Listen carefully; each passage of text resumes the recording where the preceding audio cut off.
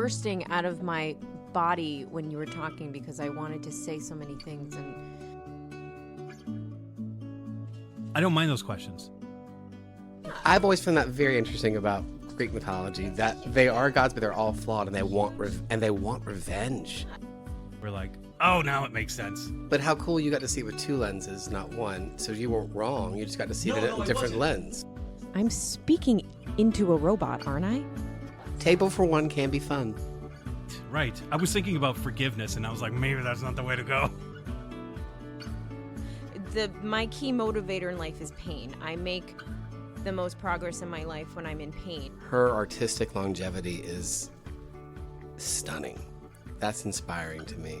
My brain is running thousands of miles a minute all the time. And silence.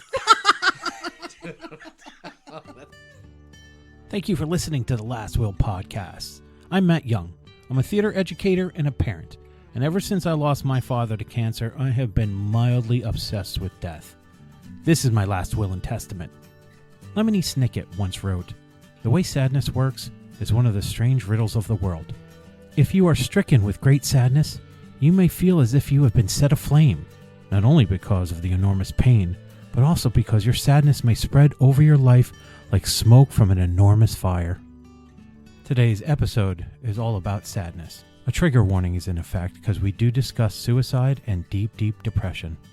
Claire and Grady join me for a conversation that is full of honesty, humor, and vulnerability. Okay, hi.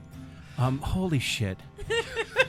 We've just had such a long discussion before even starting to record. Hello, darkness, my old friend. It's, where to even begin? You don't want to rehash everything, but you also don't want to. Oh, we're not rehashing because I'm fine. Yeah, I'm great. Yeah, we're all fine. We're all great. That makes one of us. Is there another word in the English lexicon other than fine that really doesn't mean what you think it means? Not in the South. Fine. Fine is an acronym for fucked up, insecure, neurotic, and emotional. No, listen. If I think fine is also the. I use fine in a different way, where you're like, listen, we're going to leave at 10, so just be ready by 9:30. Right? Okay, fine. Yeah. Love that. Fine. That's when you should. I use guess the word fine. in response to how response are to you? Yeah, I'm fine. How are you? That's different. Yeah. I'm fine. Fine sucks. Well, that's so. My brother and sister-in-law for Christmas cards 2 years ago sent out Christmas cards. This is the Dennis family. How are you? I'm fine. I'm fine. House on fire and back. I'm fine. So they sent out Christmas cards and had, them, the dog and everything, and it just said, "I'm fine. We're fine. We're all fine. Merry Christmas." Fine. Fine. Fine. It's a great Christmas card. An interesting word. It is. It can be used in so many different ways. Like, how are you? I'm fine. Oh, I know you're not okay then. But Claire, will you go? Take out the trash. Yeah. Fine. That's fine. Oh, for me it's different. It's like. Also, fine. when you're working out a problem and you've gone through so many solutions and things, and like, okay, we need to price this at whatever. I don't know why we're pricing things. I don't know either. This needs to be this. Keystone markup 2.5. All right, fine. Yeah. All right, I'm going to ground this conversation. We've been talking for a long time about a whole bunch of different things, and we are trying not to exploit things that are going on in our lives for content, but it's hard. It's a good topic for today. Yes. So today, welcome to the Last Will podcast. Today we are talking about sadness. Buckle up. Where to begin with our conversation on sadness? I think we're just going to go right to definition, because Claire's already making a sad face. I got to put my sad face on. Oh, okay. This is an audio medium. Yeah. I know. Okay. But if I make myself sad, And it sounds like you're sucking on a lemon. Yeah. If I make myself sad, then I'll be able to key into it more. I'm gonna suck on a line. Our audio sadness is shitty. Which fruit? This is a grape. I predict that this episode could totally go off the rails in every way. It already has. we've shared a whole bunch of sadness before we started recording, and now we're, I think, a little punchy, which hopefully will make us a little more articulate. But like as a base, let's get started. Okay. The definition of sadness. Sadness is an emotional state characterized by feelings of sorrow, grief, or disappointment. It is a natural human response to various situations, such as the loss of a loved one, a breakup, or failure. People may experience sadness in different ways, ranging from different ways. Let me start that sentence again. People may experience sadness in different ways, ranging from mild feelings of melancholy to intense emotional pain. Symptoms of sadness may include crying, feelings of emptiness or hopelessness, loss of interest in activities, and changes in appetite or sleep patterns. While sadness can be a normal and healthy response to certain situations, prolonged or intense feelings of sadness may be indicative of a mental health condition such as depression. Dun, dun, dun. Period. End of sentence. I've been looking up the definition or the difference between sadness and depression recently. And because if you talk to a therapist, they will classify you in sadness or depression. Ugh. And then I think depression is, and I read in a book somewhere that actually it's a really good book, The Body Keeps the Score. It's about trauma responses, like a very scientific book about muscle memory, right? I know what you're talking about. responses. What's the title again? The Body Keeps the Score. Do you know the author? I could get it. All right, don't. It's a very popular book in the Teddy Pendergrass, I think. in the I book don't think of that's true. in the realm of like recovery and trauma healing and whatnot. But so I read that, your response to some event, a death, a major change in your life or a breakup, like the normal amount of time for that grieving process should be between 1 and 3 months. And if it goes longer than that, then it could be classified as depression. And I mean, I really hope I read that right, because 1 to 3 months. Yeah, they're actually putting a time on grief. I think in terms of like when it moves from sadness to depression. So like Okay. how deep do you go? Because you could be in a state of deep sadness that you could then think is turning into depression. Like over the last couple of weeks, I've just experienced like a shift in my life where I was like, for the first week, I was like, oh, I'm definitely I'm getting into depression. And then the second week I was like, I'm in it. And then the third week I was like, well, I'm starting to feel better. So I'm like, I don't think I'm going into the depression route, but I know that for the next, like the healing process for me is just going to be I think a healthy reaction to what happened, and it's going to be the processing and then eventually growing out of it. I think. I mean, that's obviously I can't project that, but that's kind of how I feel instinctively, like where this is going for me. Right. So, but I definitely looked up the difference between like sadness and depression, and the symptoms are exactly the same, but Grady's doing a Venn diagram for me. They all meet in the middle. Yeah. They meet in the middle, but then one could be longer lasting than the other. Right. And then some are chemical imbalances, some are caused by trauma. I mean, it's quite complicated, isn't it? It is complicated. I think out of the gate, let's acknowledge the fact that feeling sad is part of life. We've all seen the movie Inside Out. Oh, I think it's a beautiful message such a that good like movie.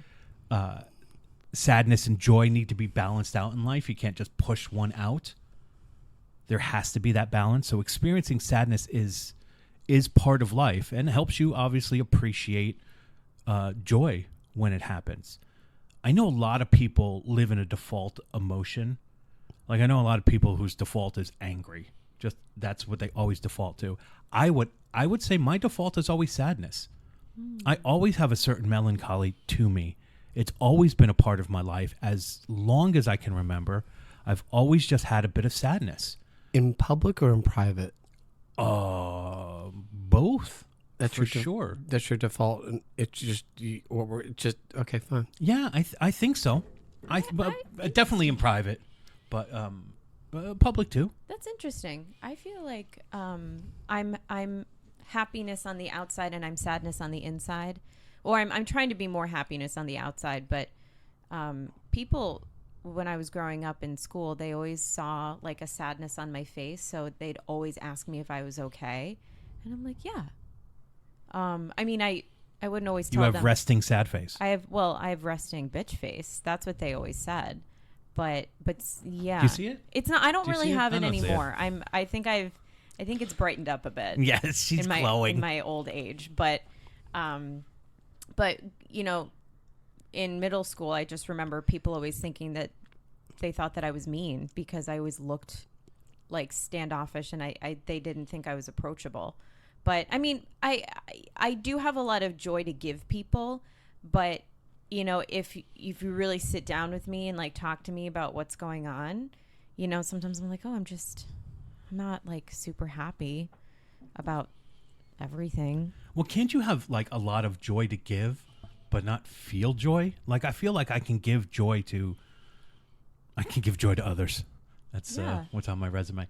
But no, I feel like I can make people happy, but like to actually feel joy based upon my own accomplishments or just in general as a default, that's very hard for me. I mean, I sit in sadness. Well, can you give what you don't have? You can put people in a space so they can give it to themselves. You can't make anybody feel anything. No, I mean, I get that. But you're really good at putting people in an arena for them to get out of their own mind and go, oh, I have wings. Thanks, Matt. Well, you can You're very tell good at somebody, that. you can compliment Not somebody. very You good can at it. tell It's somebody it's a you're beautiful talent. You're talented, you're good, you're great, you're all of these You owe me things. money. But That'll make you feel a certain way. but you have to feel it for yourself. And like you can be told over and over again that you're good at something, but you might not believe it. And it's like not enough people could tell you that you're good at something, and you have to believe it for yourself for it to be true within you. Yeah. Well, you know, last summer, like I've always fought depression, and I'm not ashamed to say that like right now, I'm on antidepressants that help keep me level. But I've battled depression often in my life. I would say last summer was one of the deepest depressions that I had experienced in a long time. And it became totally and completely exhausting to constantly be keeping it together around other people. And so what did that feel like? It felt I'm not like laughing. my muscles were vibrating and I couldn't keep tears out of my eyes. My throat was constantly like closing up on me. I couldn't hear anything nice. If somebody said something even remotely caring, I just totally broke down. Yeah. I could not take it. And oftentimes when we were working on our production in the fall, I would just be outside in the parking lot with Grady, not holding it together. Like having that friendship gave me a chance that I could just, because in rehearsal I was holding it together, but outside I just couldn't. And I just like couldn't think of why I had worth, really. It was really hard. And I was working on a project with the two of you that I couldn't have been more proud of. I felt like I was doing exactly what I should do. I was being a leader. I was coming in prepared.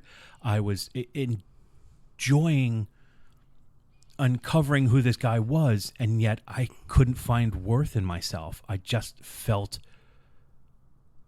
so unseen, unloved, unworthy of like being here. It was really probably and I've had it before, but probably the most suicidal that I ever felt. Look, I have children and I would never do that to myself or to them, really. To myself would be easier, but I would never do that to them. So even that option felt like it was off the table. It felt like I didn't even have control over that idea. But I can relate to the thought of not wanting to be around anymore to feel what you're feeling, you know, and not necessarily thinking of wanting to harm myself, but like, well, being dead seems easier than being alive right now. for sure. And also, like, because I'm, a dramatic idiot, it wouldn't affect anybody's life. Like, if I was gone, it wouldn't affect anybody's life. Well, yeah, see, that's not true. I know, but like that's the narrative that I'm telling myself. Mm-hmm, mm-hmm. So, was there a trigger for this? Was there a trigger? Yeah, I mean, look, ever since my sister passed about 4 or 5 years ago at this point, all of the things that I didn't deal with my father's death came rushing into me. And I often think like she had so much life in her and she wanted to live and he wanted to live. And why am I here and they're not here? So that's like under the surface of my existence. I had constantly been working on something during the summer, and I didn't have anything to work on during the summer because our summer Shakespeare wasn't going up. So I didn't have that community. Mm-hmm. I was alone. I think there was a breakup involved as well. Mm-hmm. It's like somebody took a shovel and started to like, shovel out the stuff in your garden after a while, and like stuff became unearthed from underneath and was exposed. Yep. My job was not satisfying and fulfilling, even though it was a job that I really thought I wanted, but it was difficult in ways that it shouldn't be difficult. And I just, I lived in this place of my father would be so disappointed in who I've become. Like, how could he be proud of what I am? And it just wrecked me till my therapist said to me, the father you have in your head doesn't really sound like the father you talk about in our sessions. And it just never occurred to me like, oh yeah, that motherfucker who's in my head, that version of my father didn't exist. He just didn't exist. He wasn't the person that I lived with. Could he be disappointed? Absolutely. But like, he wasn't cruel. He was probably not disappointed. And but we put a narrative in our heads. We do. We rewrite how things were. You, interestingly enough, were playing a role of a man who felt no worth and then rediscovered all of his worth in his greatest work known to his entire catalog. Did you feel different after that show was over? Yes, I did, but I think I think I had been trying. That helped you. No, but yes, absolutely. I hate that that's painful, but it probably helped you to get him to that point, to see his arc, to then see his worth and actually smile at the end. Yes. I'd like to think I could do it without you could wanting to kill myself. Well, there was not a lot of smiling in that play. You didn't do a lot of smiling. Except when you were on stage with me. Yeah, well, I got to because I got to tease your character a lot, so that gave that gave Matt and Handel joy at the same time. But I had known how deep the depression was, and I had been working on getting the right medication balance for myself, and I think that I finally found the right balance as that show started to be performed. And so I felt very lucky to be able to like take that all in. But I would say by opening night, I was still dealing with a lot of like internal bullshit in me that was eroding everything that I loved about being a performer. So can we say that sadness and depression are, yes, it is like a Venn diagram. Like they combine to have similar feelings and let's say symptoms, but they are also completely separate things. And like depression can be recycled within us, and then sadness maybe can be a little bit more specific to a thing. Right. that happens. I look at it more medically like that, where sadness comes and goes, and depression is something that if you have it, you always have it. I would agree with that, because I definitely think I have a chemical imbalance. Yeah. And that when the chemicals are balanced, ugh. No, I'm just saying no. that phrasing just Well, makes me depressed. I remember. when the chemicals are balanced. Yeah. Well, I have an imbalance when the chemicals. Don't When even say it again. I Matthew. had We a- walked in on Matt during a the- hot yoga session earlier, so he's cooling off. Is he balanced? Well, currently he's Yes, not balanced in his he chair. is. He is balanced. I'm not sure. Steph did a lot of body work with him earlier.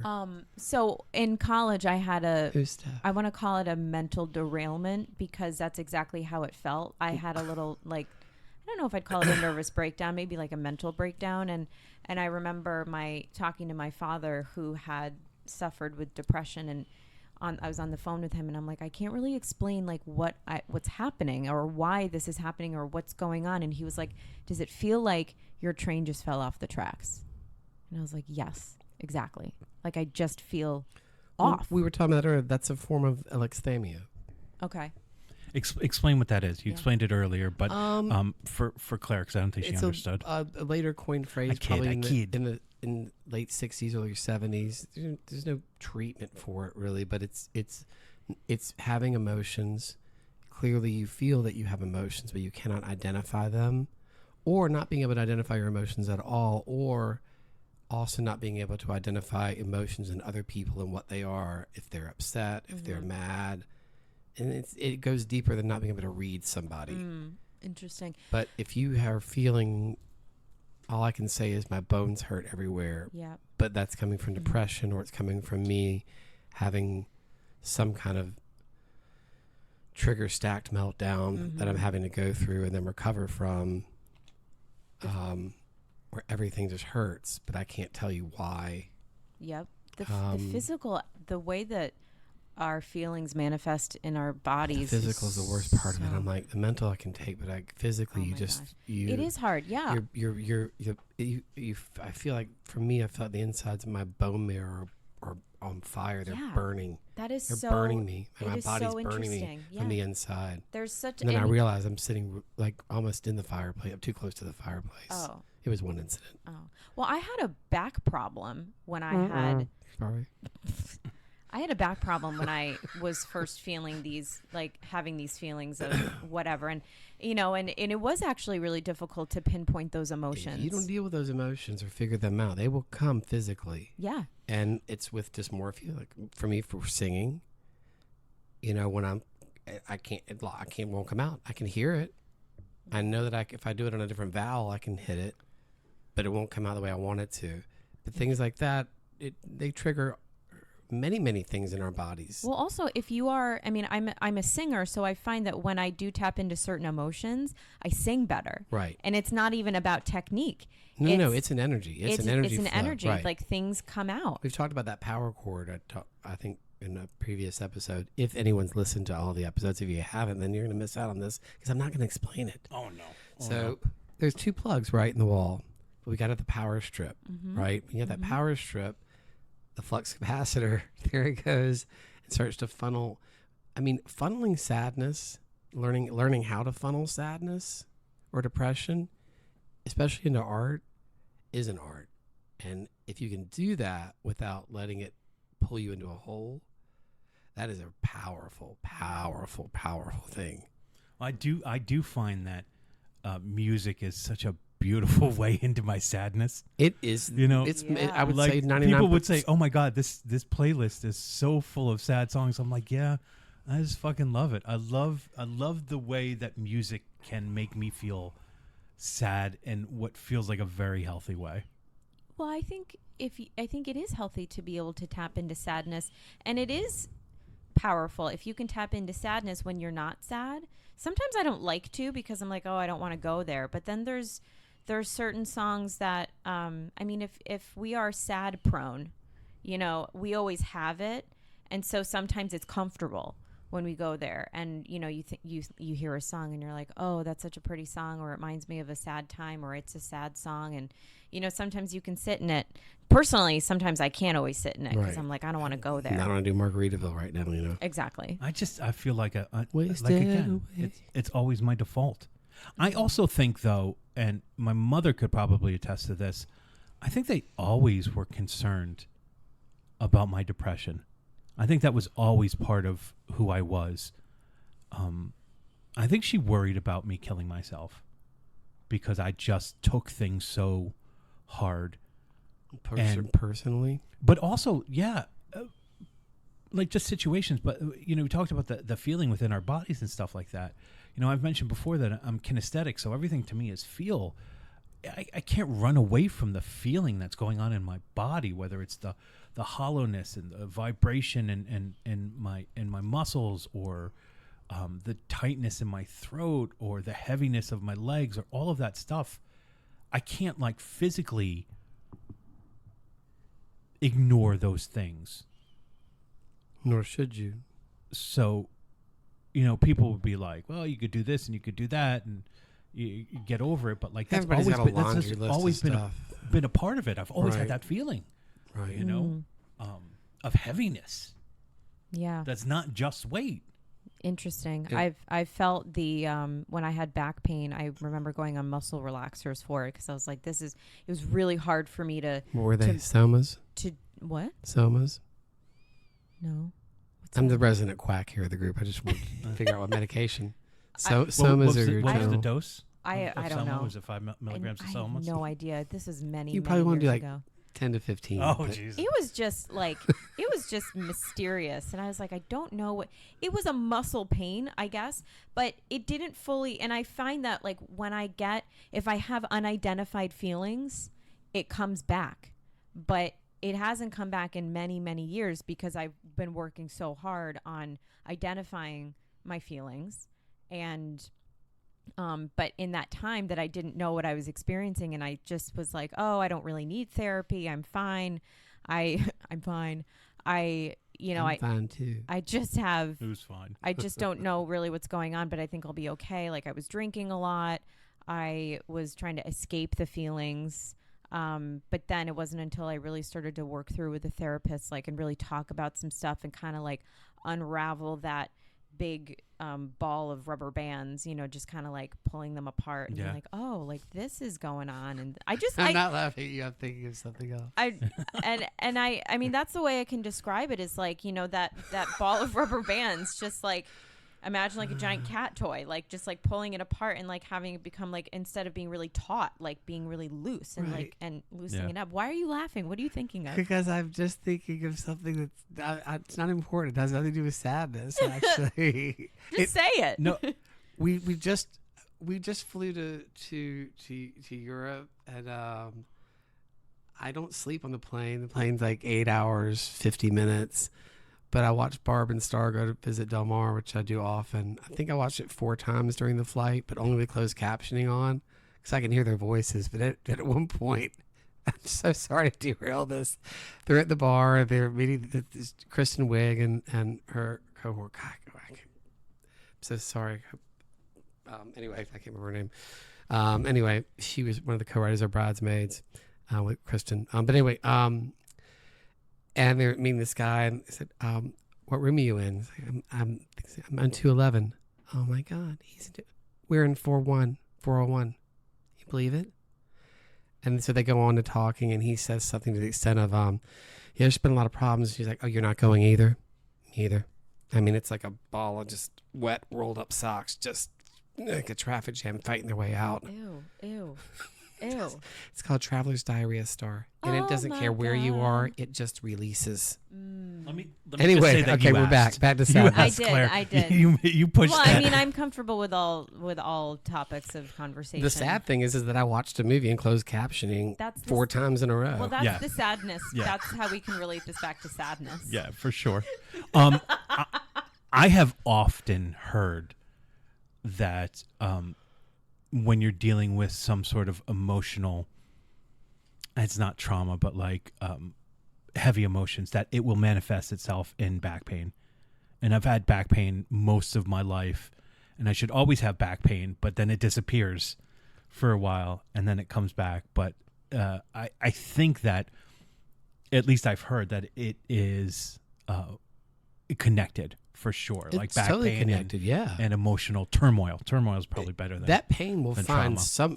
it will find somewhere. It's like a bird trapped in a house that it keeps flying against the window. Yeah. It can see that it can get out, but it can't get out that way. That energy will find somewhere in your body, and it will continue to pound upon it until it just gets tired. Pound upon it. pound. No, Pound not really. pound it. It will tend to pound On upon it. that space. Yeah. Whether that's your eyesight, your hearing, your back. Yes. Most people manifest it in their back and their necks and their shoulders. Yeah. So funny. But I It's I- I think, I've talked a lot about my depression, which I've had certainly off and on before my father passed, and then definitely after my father passed, and when I was immediately after he passed, and they were like, you gotta see a therapist, blah blah blah, and I went and I convinced myself that it wasn't any good for me. It really wasn't till my sister passed did I start to see a therapist that I really liked, that I have consistently seen through depression, and it's not recovery, but feeling better, and then going back into depression and stuff like that. So I highly recommend not just relying on your friends, which was my theory for many years. Like, well, my friends, they should care about me, but when they don't care about you, or they're dealing with their own lives, you tend to use that as fuel to increase your depression. That I'm not important, and I shouldn't. Well, you don't I pay love your you, but I'm friends. not bringing in my car to fix. You're not a mechanic. Exactly. But Well, you don't pay your friends. But that was my lot. I do, and You do? smiles and That's joy, sad. and sometimes presents. Oh, Um, that's sad. That will. It is. It's very sad. But your friends can come and go. as They choose. have. and your and your They have. and your therapist Will stay. will stay. Yes. So at the core of it, talking to someone, a professional, absolutely saved my life. For sure saved my life. And I guess I forgot exactly where I was going with this, damn it. That's sad. It's very sad. Very, very sad. Oh, no, it's gone. It's gone. Yeah. Let's do some. Well, this will bring it back, though. Yeah, we could do some myths and Yeah. stuff like that, but it was such an important point that I wanted to get out. But get Oh, it do you out. want a because minute? I cannot remember. Should we remind you? we were discussing that friends aren't the only outlet. That you were saying to the audience, whoever's listening, that find someone to talk to if you need to talk to someone. And you didn't think you needed a therapist after your father died, but then Eventually, you I recommend it now. I highly recommend it. Highly, highly. You have to. Oh, okay. Jesus, Christmas. There you go. Jingle One of the bells. things that we were discussing before we started this, I think, is at the core of sadness and then eventually depression. And that is, we just feel like we are alone in our pain. We are alone in our sadness. And I think you said it best, Claire, is feelings aren't facts. Mm-hmm. And they're not. The truth of the matter is, as much as we want to convince ourselves that we are the only ones feeling this, it's just not true. Mm-hmm. It's just not true. I think there's a healthy way of understanding when you need to be alone and you would like to be alone. And then there's an unhealthy way of shutting out the world, because you Mhm. can actively decide, like, I'm not seeing people, I'm not doing anything, I don't want to. But if it's for an extended period of time, it becomes dangerous. Yeah. Does it? Well, that's I my think own. so. I think that's my own experience. I agree. I've over the I don't last disagree. over the last couple of weeks, I've actively felt like incapable of being in certain social situations, and I sort of respected that time for myself, and I was like, I just feel like being alone. Knowing that I'm not alone, that was the important thing, because I had people reach out to me, and that was nice. That's very nice. I mean, for me, I think that's a huge, I can't think of the right word, but like conundrum, because when I'm in that sadness and I'm telling myself I'm all alone and no one gives a fuck, I'm like, well, I'm not reaching out. If they care, they'll reach out, and hard then though, they Matt. don't. Oh, it's a Yeah, that's bullshit. hard. It's a bullshit concept that I'm It's not bullshit. that I'm setting for myself. Well, you have know? that experience, though. You have an experience, and because we go back to what we know from our lives. You know, if you've ever been, and you've shared this before, that you've been in pain and people haven't been there for you. And if that's been your experience, then you're going to expect that. And you're also not going to think that anyone's going to be there for you, because why would they be? Well, They you weren't go there through before. it enough, then you expect it. If I'm diagnosed at 8 or 9, which I was with ADHD, ASD, and then by the time I was 12, I was diagnosed with clinical depression, who the fuck am I talking to that about at school?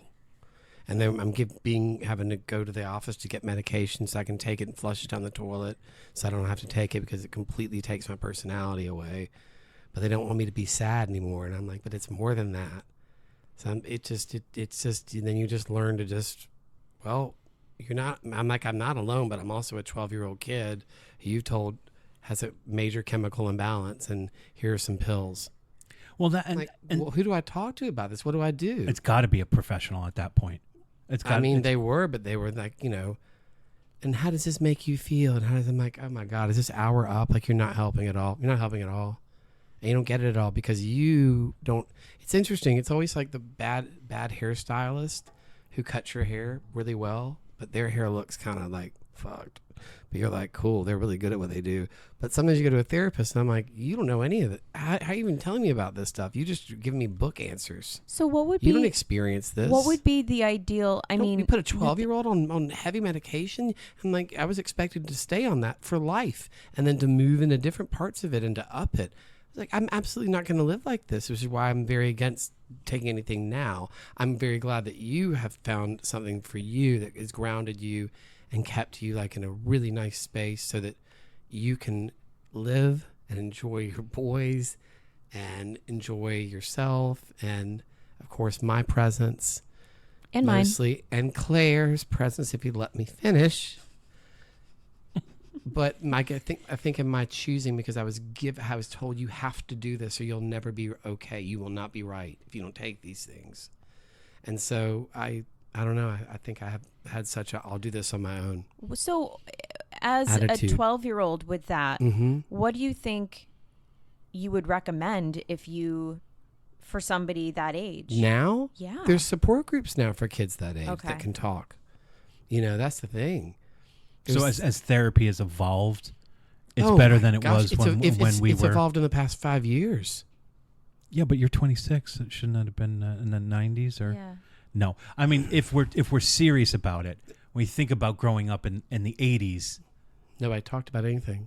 yeah, And my mother and father weren't interested in having the ADHD part was fine, but if you put anything else on that card, I'm being put into special classes with no offense to any children with special needs, but kids that need help feeding themselves. And I'm in the same classes, but then I'm in accelerated classes where I can't keep up. There was just nowhere for me to be. So I naturally just felt like, I am sad because this is a sad existence, and I felt like no one was there to help me, and I couldn't talk to anyone because no one would take me seriously. And if I actually brought out sad emotions or talked to people, then okay, I'm like, okay, then don't ask. Then Yeah. just, you seem upset. I'm not going Yeah. to talk to you because you're going to change the subject. You can't handle it. Though I think we're still as a society, we're evolving out of the stigma that Big time. the depression is like a thing it's taboo. Like we just It's don't almost talk popular. about it. People almost want to be depressed now. I mean, the episode of the other two, well, no spoiler, but they poke fun at celebrity and when this dude is having this crisis and he's got to get out of it with social media and whatnot, and his manager was like, "Wait, you have mental health issues?" Yes. He was like, "Great, we've got a campaign now." I'm like, "Wow!" So we're now in the space of talking about sadness. It's totally okay, but now we're monetizing it. We're getting into like weird. I don't know. This is a whole nother episode, but But I guess the point is I am glad that there is dialogue about it. And I'm Mhm. excited for kids, especially working with kids, that I know that they don't have the same worries that I did at 12.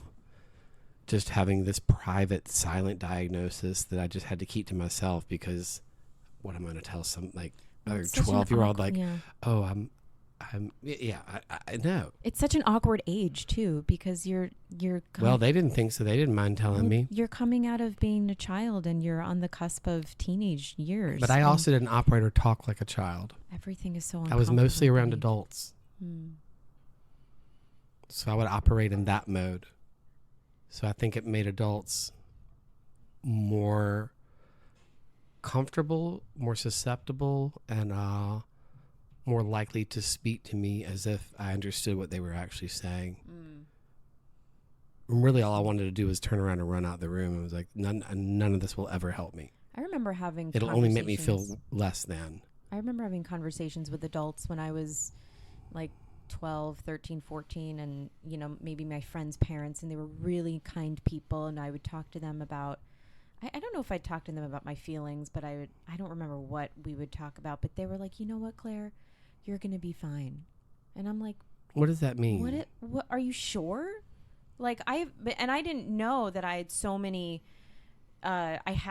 thoughts in my head. I was kind of on the precipice of, I had a melancholy too. And I connected with that melancholy in high school when, with music and the stuff that I thought that I was going through in high school was just, the tip of the iceberg for what I ended up going through as I got older in terms of romance. And because that was always a big thing for me growing up. I was always obsessed with romance. Like I was obsessed I was too. Me You too. And know. I could absolutely set my mood. Me too. Yes. And so that was a sadness for me. I'd always just, A beautiful sadness, though, oh right? yeah. No. No, it was painful. No, oh God. I'm like- No, not for for me. me, I thought it was beautiful. Oh no. Oh, I but, loved but it. personally, like nothing ever worked out, so I was always sad. I loved that. I think Claire, But I feel like we're the same person. I think that you love part of why you love Ted Lasso so much is that there is such an innate sadness about that character, but he always figures out how to pull one more ounce of strength, whether he leans on someone else or he finds it in himself to just rise right above that water and get that gasp of air so you can go back down again to go up again to get another gasp of air. And then by the end of it, he's got a full set of lungs full of air. And I think there's something beautiful about that. there absolutely, and I can't do it. I struggle with that. You say but you can. No, but I appreciate that he can. But I and see that he's in you. Well, I appreciate that, but when I watch that show and the positivity, it feels like a choice that Ted has made for his life. And Does he's he not- have he's any not- other choice? Well, he's not. Obviously, if you, I know, no spoilers. Right. You figure out why. Yeah. He is. Yeah, way, yeah, he yeah, is yeah. the way he is. Yeah. But I also feel like he's not saying you have to do this. You have to be He's positive. not, but He's because just- of his force field He's and just what he puts out there, it's contagious. And so Yes. you do believe. because he's modeling the behavior. Right. But for me, growing up, the romance, my love of women, relationships, girls, whatever it was at the time. Oh, you about that stuff. Oh, that was awful. I started that. Well, I knew I was in gay. I knew I was gay preschool. in kindergarten. So I was like, God, this is gonna go great. I was all about it. I was all about it from from Me too. from preschool. Painful. I think for me it was like third or fourth grade. Fourth grade when I was the only guy who shared a locker with a girl. Fourth grade like, is when oh, this everything is- falls this is apart. special. Fourth Oh my grade gosh. is the worst grade, I think. Fourth grade? Fourth grade is probably the worst grade. That's when boys start to separate. If you don't do sports, you're probably gay. Girls separate. If you don't do this, you're probably, I don't know. The identity becomes a big deal around Gay fourth grade. was not a thing in elementary school for me. It was not. But you're a woman. Yeah, but there was no talk about it in elementary school. Well, Like, there was no question. you didn't hear any guys getting bullied. I probably saw it, but Maybe didn't clock it. no, I didn't. And why would you? You didn't have to. I mean, I went for, I mean, I thought that I had a pretty good gauge of like who was interested in me and who I was interested in, but I didn't, the homosexuality like didn't become something that I actively thought about until I learned more about it. And I don't think I really knew about it. Or when I would listen to songs that women would sing about other women, or men would sing, I don't think it would be men singing about men. Mostly, no, you don't get that. It was women No, you about didn't women. Really until And I maybe was- with Rufus Wainwright, Yeah, like the late and I was 90s. like, what are they singing about? I don't understand. Are they singing about a friendship? I didn't know about that. I mean, I thought I had a pretty fun, healthy, like friendship. I mean, you know, I Songs had like Me and My Roommate, My Friend Janet's Coming Over. Yeah, it didn't register with me at all. It was always like, for me, like I mean, this is a whole separate subject, of course, but you know, homosexuality was just not what I thought about. I didn't identify with it. When I did learn about it, I also decided, I was like, oh, that's not for me. I don't, you know, how do I feel about that? Is that something I could be? It didn't sit well with me. You know, I saw my female friends as female as my friends, and then boys were just totally different. As a young gay man back in those times, that was probably maybe the saddest thing for me growing up, was just knowing I couldn't have that contact. And if I did, it couldn't be open. And I grew up just knowing you'll probably never be able to get married. I mean, just a litany of just a huge list of things that now things have changed a little bit, haven't they? Well, And I look at kids now, and they don't care. They could give a flying fig. They do not care. They're worried about other things. They're worried about Roblox and Roblox and also other things Roblox. that like remind them of Roblox. I've run the Roblox. Yeah. Screen time. For Let's just me, call for it me, screen that was time. a sad Screen thing time. because I love music so much. I can't live without music. I know this sounds. I have what I call a stroke playlist, and if I ever had a stroke and was in a coma, it's a playlist that I have that if you play these songs for me, I'll probably come out of it. Wow, I'd never even heard of that. Me neither. I just, People, wanna if make you one. were not putting together a stroke playlist for yourself, Well, I you actually, are. I thought well, it was. because there's something in sadness that triggers an awakeningness. And How do we an awake- copyright that? and you don't. I just did it. It's me. Okay. I take the money. I'll divide No, it you up. can have all the money. I I just don't don't want want the you to money. lose out the money. You should have the money. I just think everybody should have that. I A don't know. stroke list? No, that sounds worse. I call it. I call it Playlist. the stroke list. That sounds like another podcast. Yes, it is totally. But there is something in within sadness with me. There always, and I don't believe in absolutes, but 99% of the time, there's always an awakening, and I feel 100% that if I were to go into some kind of catatonic state, which I may be in right now, and think I'm talking, but I'm just looking at you and drooling. Well, this podcast doesn't exist. This is all in your imagination. That if you play these songs for me, I will probably sing them or wake up. So when you said the stroke list at first, I thought. Okay, all right. It's I catching thought, on. I thought you meant. I thought you meant like Grady, music. Grady stroke list. I thought you meant a list that you play while you're in a stroke or in a coma that is just playing so that it helps you, but not to wake you up. But It'll pull just, me out of it. Just to be there so that you've had so that your mind had something to do while you were in a coma. That's part of it too. It would it'll keep my mind active. I know that because there are things that are so in my body that I don't even need to hear the song. I'm sure you can think of songs. I mean, that I don't even need to listen to anymore physically. I don't need to hear them because I can play them in my head, note for note. Anyway, Wow, And that's so interesting. We're gonna have to get Grady's stroke list. Yeah. well, you're gonna not have to going share get it. until I have the stroke. Why you can't Well, share any? how are we going to access it? Is it? Face Put it in your emergency recognition? contacts. It Play is. emergency contact stroke list. There is a yeah. I mean, Okay, so if you're in a coma and someone needs to open your phone, do we just put the phone in front Well, of I your don't face? like it. I used to never lock my phone, but now you have to with facial recognition. Do and your stuff eyes have like to be that. open for facial No, recognition? they do not. Try it. Well, I'm glad that things are changing. God, this has gone all over the place. Let's as we're rounding Well, third. you know, Matt, but I am glad things are changing too, so other kids don't have to be sad like that. Yeah. Like I felt like at 12. That was so sad to feel that way. Like, okay, well, I have this serious medical diagnosis and no one to talk to. It's a pretty hopeless feeling. Would you have wanted to know at 12? Like, you have a chemical imbalance, Matt. You have depression. I don't know. All I knew was right in like kindergarten, Something didn't feel right? the school shrinker, it wasn't really a shrink back then, but like I was diagnosed, because I can't think of words right now. They said to my parents, he carries his emotions on his sleeve.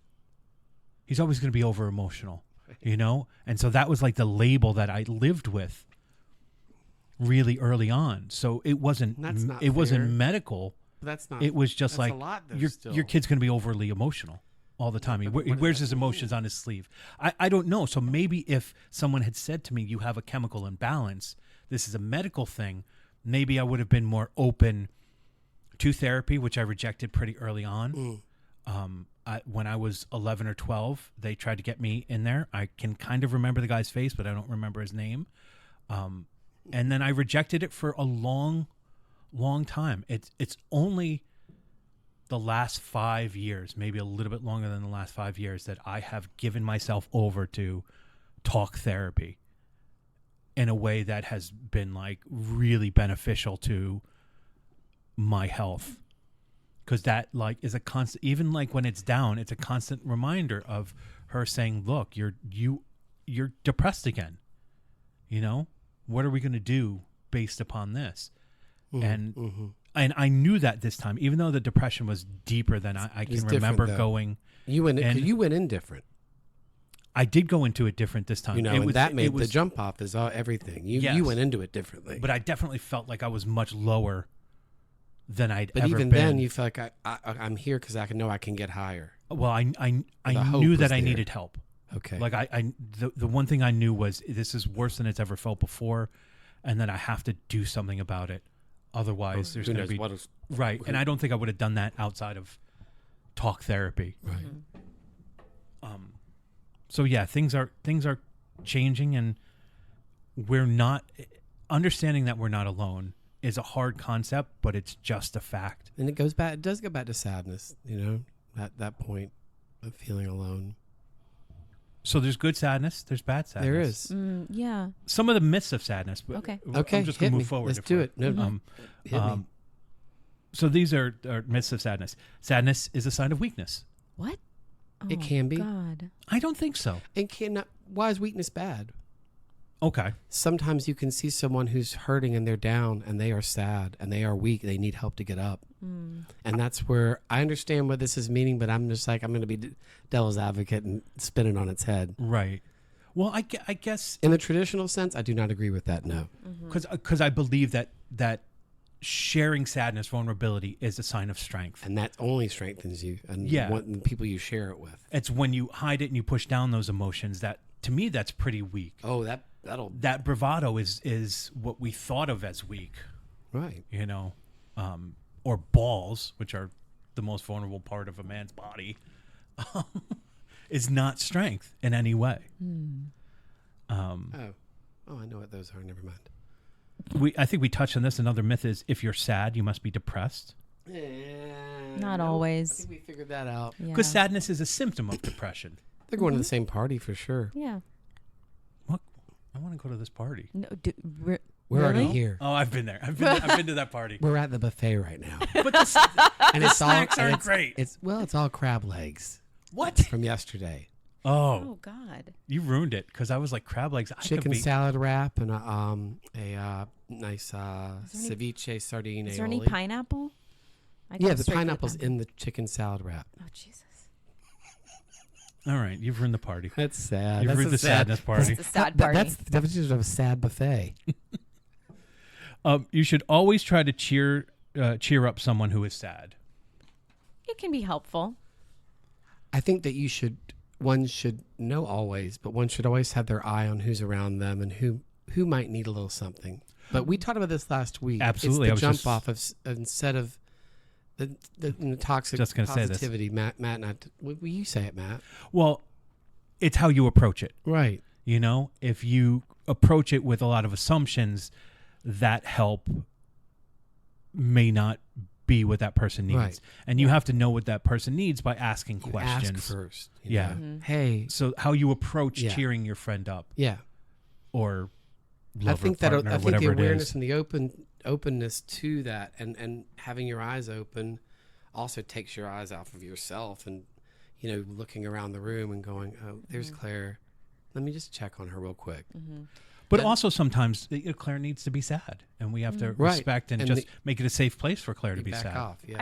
I did have some friends reach out to me recently, and it's like whereas I kind of wanted to be left alone, it was nice that they reached out, and I still wasn't able to really talk to them, and then some of them kind of kept at it, and that was nice, I would say. And then, so then when I was ready to be with them, I was, they were there for me. And it wasn't even like, I mean, by the time I'm ready to be with people, I'm not really as sad anymore. So I'm not like, like, oh, I want to talk about this. It's more like I'm feeling better. And I'm happy to see you, and I'm happy to be with you. And thank you for being there for me when I needed someone to talk to.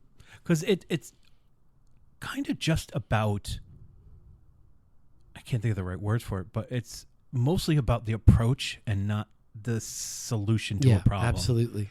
You're not going to cheer somebody up necessarily as much as you're going to remind them, again, you're not alone.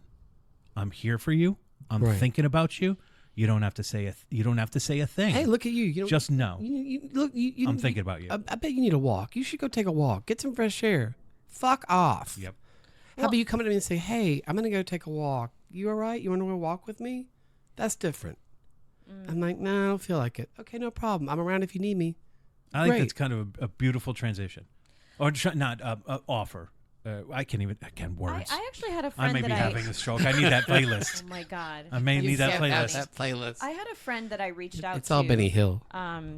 When I felt like I needed to be alone. Well, I was alone, but I needed to talk to someone. Yeah. And this person didn't know what had gone on in my life. So I just randomly called them, and I don't always call this person. And I said, this happened and I'm really upset and I'm freaking out. And she was like, she didn't know. And she was like, oh my gosh. And so she was on the phone with me for like a half an hour. And, but that was me reaching out, because at that point I know I needed something and I needed someone. And that was the first person that I thought of to call. Actually, it was you. And then you were away out of the country. Oh, it's when I got a phone call Yeah. and Dare you? in Denmark at 3:21 in the morning, and I was like, oh. And then there was no message, and then I was like, oh, well. She'd left a message. I got back to sleep. Yeah. So Yeah, leave a message But next time. I typically, I don't know. I don't reach out to people always when I'm feeling in a certain way, because sometimes I feel like I should be internalizing the thing. Okay. I feel like I always internalize. So there are times where I will reach out, but there are other times where I can't figure out how to reach out. It's hard. And I'm really surprised that I did that at that time, because I don't normally do that. Right. Well, 'Cause I because you're don't- growing, you're evolving. Well, there's also a thing that's like, when you feel sad, maybe you feel weak and you don't feel like you can do things, you Yeah. know? So like, why would I call someone to just talk about my sadness? Why would that person want to listen to me? Yeah. I had a friend reach out over a breakup recently, and my response was to annihilate the other person. And I was like, it really like got visceral with me, and I just really annihilated them. And then at the end I was like, take a deep breath. I apologize for that assassination. What I should have done was just listen and tell you how bad it was and how sorry I am that you're going through this. And they appreciated it. But yeah, my first instinct was bulldogish. Bulldogish? Yeah. Who talks like that? Bulldogish. Bulldogish. So yeah, sometimes we don't want that from our friends too when we reach out. We don't want them to do There's- anything but like let us Just know. listen. There's the art of listening. Yeah. Myth. Sadness is always a bad thing. I No. think we've said that you just have to watch Inside Out and you'll learn that it's not. It's important. It's important.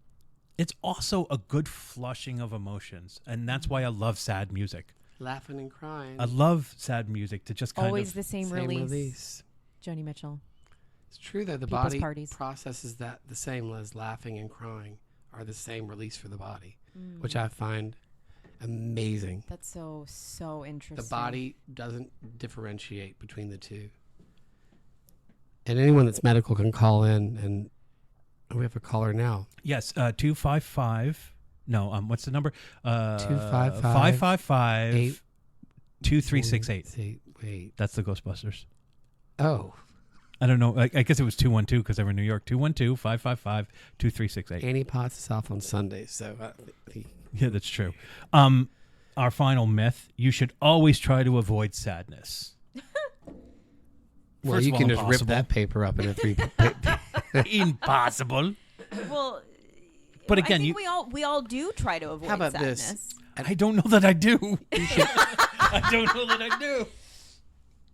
Well, we avoid. You should always try scary, sad to avoid situations. staying in sadness too long if it's feeling good. But we have Right. to. Mm. Riley you- had to but feel her you- sadness in order to accept the move to San Francisco. You have to know how long to stay Inside and when Out. to go. You can't stay too long in it. It's very easy and it can be very comfortable. It's the most uncomfortable, comfortable place is sadness Yeah. and despair and grief. I do think And that's if you sit in it too long, then you lose control. You're consumed. Well, it depends on the type of sadness. Like I'm in a sadness now, and I want to be out of it. I Yeah. really do. Then you will be. Yeah. So that means you are, to me, then that means you already are on your way out of it. I do struggle with the idea of my sadness being the comfortable place to stay in. And I think that's why I It's think okay. about it as my default. I do think I stay in sadness longer because it's the most familiar to me. And joy is uncomfortable, or I'm afraid that the joy will feel fraudulent and so I don't indulge it, or that I haven't earned it. I don't know, but I definitely struggle with the idea of staying in the comfort of sadness well, I don't. as default. Did You you don't- ever, in watching The Martian, secretly wish that he just stayed there and made it work on his own by himself? I found myself every now and then watching that, going, I'd be fine just by I would make it work by myself there. I don't want to find the ship. but I think I look at Mark Watney and think to myself, I want to be as hopeful as him. And so when I watch The Martian, which I watch Right. often, I do identify with the isolation.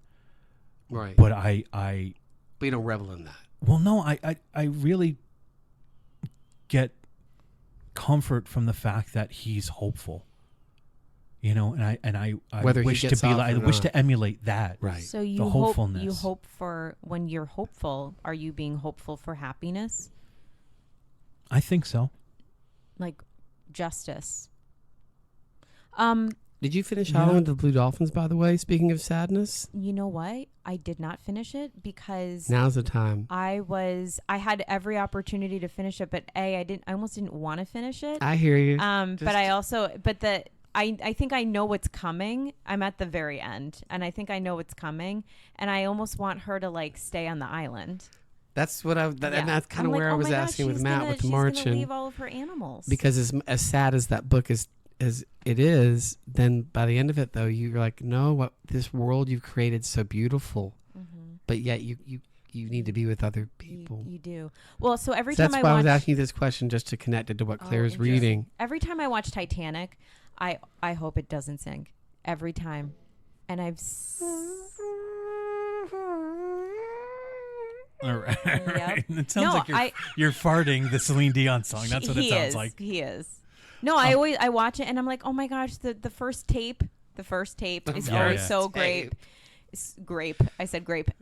It's always so I have great. one tape and one on DVD. The first tape is good, and then it gets sad, and I always want Because it you have to change the tape? Is that why it's sad? Because you're still watching on VHS? I think I would probably only. It's very sad. I think I would only put in the second cassette. Listen, I like it just when the water fills the boat. I'm obsessed with water, so. Wow, it's so scary though. It's horrifyingly frightening, but I love history. I love seeing what probably had happened yeah. more than I am with Jack and Rose. Okay. And also, Matt loves Billy Zane, and I just think finds a lot of. Isn't he the hero of that? Yeah. What? He leads the orchestra? Yeah, Billy Zane is the hero of Titanic. No, Billy Zane is the asshole fiance. Which tape are we talking about? Tape I 1 or don't tape know. 2? I think if you're looking at tape 2, Well, be kind to rewind. You Let's. know. I think Billy Zane is really the hero. He's trying to get that poor woman a better life, Okay. and she just runs away from him and hides. I'd have taken the money. I mean, No. yes, he pushes some women and children off the lifeboat, but like, it's in survival mode. he chose. She chose love. She chose love. Love wins. Well, she chose a board. She was selfish. Oh my God. Although, we'll say the Discovery All right, we Channel just did. Do we talk about this? No. Because the anniversary of Titanic, they did an actual test to see could they both fit on that board scientifically, and no, they could not. Well, when Leonardo DiCaprio is asked that question in interviews, he says, "No comment." And now they No know comment. they know scientifically that they did a water tank Yep. and I think he asked that question, and he got dismissed. Because I saw him in an interview with Brad Pitt and Margot Robbie, and she was like, "Oh my God, it was the worst thing. I couldn't believe it." And Brad is like, "I think you could have fit on there," and he's like, "No comment." Yeah, No comment. he didn't try harder to find something else. I mean, I don't know if that's love, sacrificing yourself for someone else. Is that love, or is that just being selfish? it's knowing that the heart will go on, so it doesn't matter. Oh, jeez. But it didn't. Let's make sure we get Claire a DVD of Titanic. I don't need it. I bought it on Amazon Oh, okay. On tape. on a streaming service. It's a stream, On the streaming service. so she doesn't have to worry about And cassettes. I think I I have made it. 8 streaming services at home. I think I I made it a love to drinking game stream. once with a friend, and we ran out of wine. It was like drink whenever you're sad, and we ran out of wine. It's a long movie. I It's a think long Tubi movie. and Peacock are probably my favorite streaming services. Tubi for sure, and Peacock. Oh my gosh. All right. Do we want to do these cliches? Doesn't seem like you do. So Well, it's like we're at about an hour. well, good. Then people can turn it off if they want to. Otherwise, they can enjoy some more entertainment for free. Not for long. So let's go through the cliches very quick. Time heals all wounds. No. Yes. Actually, yes. Yeah. True, false. Yes. True. No, I don't. Not all No. of them. No, because But it doesn't wounds- heal. Heal is for me the wrong word in that. It doesn't heal Time. it. Time. But a scar will always be there, but it can heal. We need time to heal. touche. Okay, we need time to heal. Yes, but I also feel like you just feel differently about it. You know, and I don't know if that's healing. It's just you kind of get used to it. We need time to heal. Were you making a joke and I missed it? No, it's the second lemon. Okay. ahead. It's always darkest before the dawn. Oh my God. If you're writing a No. story, you're Save working it on for the your hero's album. It can working be, on the hero's journey. It can be dark for a while. That sunrise can take a really long time. It to is get always there. darkest before dawn, and then you realize there are 2 sets of blinds, and they're both blackout. and you Except only and open one. especially if you're counting the minutes until the dawn. Yeah, you It's can't. a long darkness. Yeah. It takes Gandalf a minute to get down that hill, and I'm like, can we get there a little quicker, please? Aren't you magic? Outside of Helm's Deep. Yeah. Come on. Like, that's... I think it takes him a pretty good amount of time. I mean, It does. It takes him gravity. too long. No. Well, he does pause at the top to just be like, "Hey, I mean, I'm I here." get it. He's like, I'm First not light on the 18. fifth day. I'm like, I know, but your horse is. He does blind them though with this. Surprised that none of them fell down that hill I of know, that's soft steep. gravel. All right, steep. Matt. Come on now. Tears are the language of the heart. Save it What? for your album. I have to say I didn't do a lot of crying the last couple of weeks. I had some crying spells, but like not a lot of crying, and I'm surprised because I cry a lot. But you know, I could have cried more than I did, and I you know what? I cried more when I saw Joni Mitchell live. Yeah. Probably I cried a lot, and those were not tears of sadness at all. No, just joy. Language of the heart, is that what it says? Yeah, tears are the language of the heart. I don't I even don't know what to know. make No, of that. I don't know. What does that even mean? It feels Hallmarky to me. Yeah. No offense to Hallmark, but Oh, all of When it. you hear your family, you know. That's Olive Garden. that is Olive Garden. What doesn't kill you makes you stronger. What doesn't kill you makes you What stronger. didn't kill me. Like a bee sting could kill you. Well, most things that cause you pain do strengthen you. I know. I had a bee sting that It's gave an me extreme. It's a very weird extreme. physical medical reaction. Are and you I'm- allergic? Do you know? No, I got tested right after, but it actually offset. It messed up the chi in my body for like months. I had to get acupuncture to reverse the chi of the bee sting, and because all of a sudden like things were coming out of me, like I had such intense allergies, like sneezing when I would wake up in the morning, like for months and months and months. It was almost like I was allergic to waking up. Wow. And it was at every season of the year. Yeah. So no, the bee sting didn't kill me. Did it make me stronger? Fuck no. The acupuncture did. The acupuncture made me stronger. Yeah. I don't know. It just it like the last one. I think the language of it. I mean, it sounds like cute phrasing or whatever, clever phrasing, but it's It's a great Kelly Clarkson song. what doesn't It kill you is. makes you strong. Yeah, I hear you. I really like Kelly Clarkson, and I'm not afraid to admit I'm it. not afraid to She's admit great. she's I find her amazing. personality, everything that she wonderful. does. She's I done just it. thoroughly enjoy her. I admire her career. Two best Yeah. talk shows on TV: Drew Barrymore and Kelly Clarkson. There you go.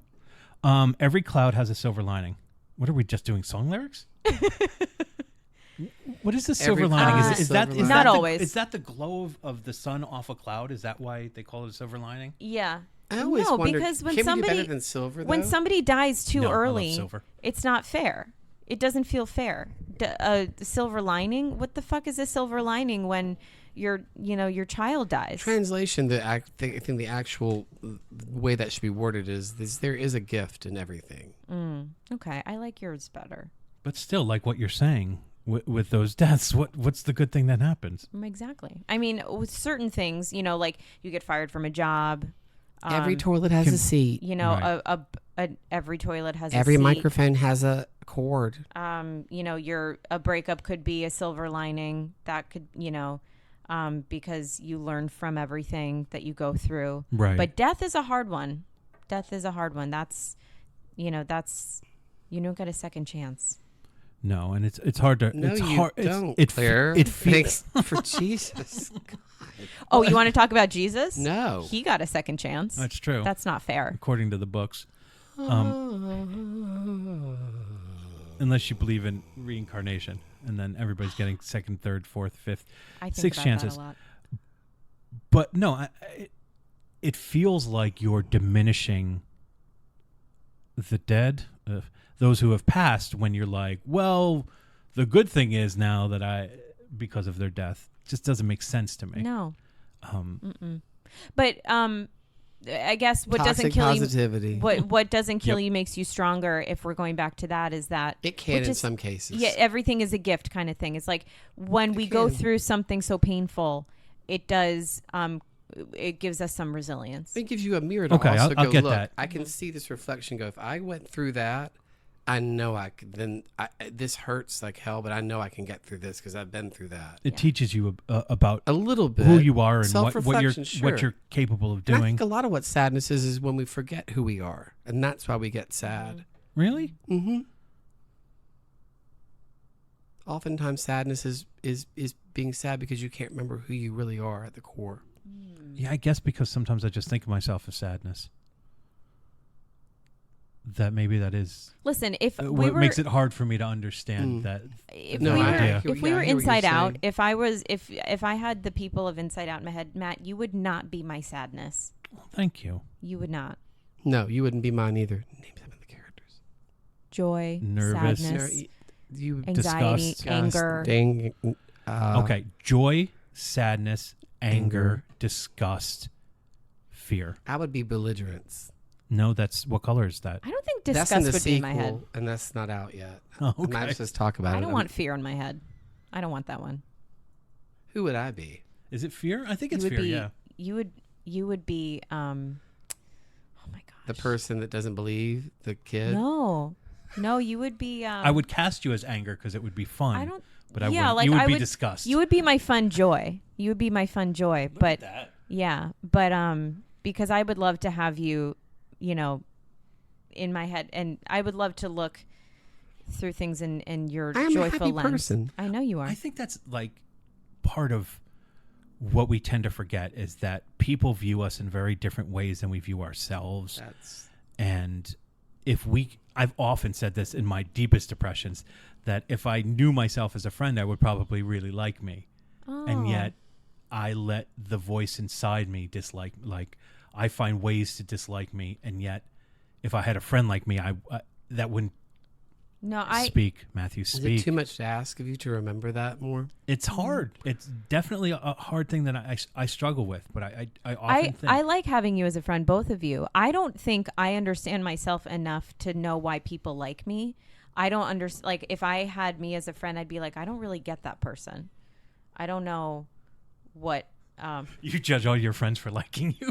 I'm like, do they really like me? Do they really know me? Like, I don't know. Right? But no, Grady, you would be my sense of humor. That's an important thing to have in my I think that's my greatest gift. Look at you. my joy and my sense of humor. Congratulations. Thanks. Looks like a coupon for a free back rub. I mean, I don't. What do you? It's on tape now, so it's immortal. It is. It's on tape. It'll live as long as we pay our dues. You have to go through the bad times to appreciate the good ones. Well, that's clunky in the way they say it, but I kind of agree. But Like the we balance. goes back to the balance. yeah. Balance. Yeah. Sadness is just a temporary emotion. Not for me, motherfuckers. It is temporary because it changes and it moves into something else that's also sad, but it's still so. It is. There are degrees of There's sadness. degrees of sadness. Yeah. There's the normal sadness, and then there's the then there's the- deeper sadness. And then there's Depeche Mode. There you go. You have to let go of the past to move forward. Silence. I I mean, I don't have look. to, You have to remember the past Yeah. in order to prepare yourself for. there are certain things we have to let go of, but sometimes we don't. I mean, when someone tells me to let go of something, I don't always do it, but it gradually happens. Well, I think grievances. Every time I have a grievance with someone, that's the thing that I have to work on letting go of. Yep. But like things that happen in my past inform how I'm going to deal with my present. I do think that if I'm too much in acting school, we had this idea called futuring, where you would spend your time now thinking about how things will work out in the future. that's fun Or to daydream about though. yes, but it can't be your everything. So you can't future yourself. You can't past yourself. You need to figure out how to stay present. That's what I believe. Right. It's okay to not be okay. Yes. That I believe in. Yeah. Mm-hmm. Like we can't judge ourselves for being sad. I mean, I can judge myself for being sad all the time, but But you like it. It's okay to not be okay. Yeah. yeah. It's not. It has to be. Because again, that's to me, that goes back to the idea of that's strength. When you can share your vulnerabilities, where you can be where you are without shame. I think that's a very powerful tool. I do to too. learn I would just about add that yourself. it's okay to not be okay, but it's not okay to not try to do something about it if you can. Okay. An addendum. I think a lot of Or these an are right. amendment. They're just missing. They're missing portions. Yeah. They're missing pieces. The last one. The only way out is through. Well, yeah. Yeah, absolutely. Mm-hmm. But what are you going into next? That's the thing. There's I mean, I think we've discussed it. It's going to be a different You level can't- of you sadness can't- for me. Well, that is the only I mean- way out. You can't go over. You could go over it, but then you got to go through it at some point. Yeah. it's rare, and it's only happened to me once. Hopefully, it'll happen to me maybe again. I don't know, but art playing roles. If you've experienced what the characters experienced, but you're stuck in that time, you're able to move on in your life, but you're stuck in that time as a kid or whatever. Being able to perform a role similar to what you went through can is I Help think, catapult a you huge through that form thing. of moving through it. And Yeah. for me right now, I'm still stuck in a portion of my life that I need to move through it, and I know I can move through it. And art can absolutely And help you move. Art absolutely Yeah. is the only thing. I mean, that's The only thing. Again, I go back to the idea of sad music. That's a huge pathway through for me, and I'm not musical at all, but a huge pathway through is dealing with sad music. And I think I've mentioned this before too. Like Ethan Hawke did a beautiful TED talk. Yeah, And he talked about this idea of people think that art doesn't really have any meaning in society, and he says until you're going through you need loss it, or going through grief right. or something painful, and then art is this beautiful poetic expression of how we feel and sometimes can't articulate. So yeah, I'd say something else, but I think that's probably a great way to. My heart will go on. No, now we got to keep. you talking. ruined it. Yeah, totally No, but ruined My it. Heart Will Go On was one of the first songs that really, like, Oh, Celine okay. Dion, like, really helped me make me feel. I think the first song that I ever made me realize that depression was going to be a part of my life forever was Rainy Days and Mondays, Karen Carpenter. I don't even, just her voice singing the phone book could probably bring you to tears. Never, ever, ever, ever, ever will there ever be another voice like that. But that was the voice of sadness. That was the true voice of sadness. In fact, and interestingly enough, there's a documentary of hers being circulated right now. Hopefully it'll be able to be streamed soon. I'm excited to watch it. It's found from points of view that aren't her family. They've kept her secrets and her sadness for so long. They didn't want to talk about it. Sorry, Richard, I love you, but it'll be interesting, especially as a woman, not being able to talk about that. But it's everybody from Olivia Newton-John to Carol Burnett just talking about this voice that really just was, God. Well, isn't that like She embodied sadness. in the end of what we're getting at is there's been an evolution of what we're allowed to feel, what's okay to feel, what's She'd not be alive. shameful. She'd be alive today. if she was able to embrace her And sadness. she wanted to, but no one else would embrace it with her. She needed help. They had to hide it. You can't hide sadness. I mean, that's, I think, in the It's end, not what we're trying healthy. to say. Yeah. All right. Okay. I think we're good. Till next time. Oh, I've stepped on it. No, you didn't. That was just. Oh, that was one more time. Excuse me. What did we learn? Well, I know that I learned what a stroke list was. I never even thought about that before. I think it's something that everybody should probably prepare for themselves. We learned that your friends don't get paid to listen to you, but a professional does. So pay the professional because they'll be around. No, but therapy's come a very long way, and if you are dealing with sadness for a long time, you owe it to yourself and the people who love you. It saved my life. Thank you for listening to us share our stories and our vulnerability. We aren't professionals. We're just sharing our experiences. Thank you so much for listening to the Last Will podcast. If you like what you heard, please rate, review, and subscribe.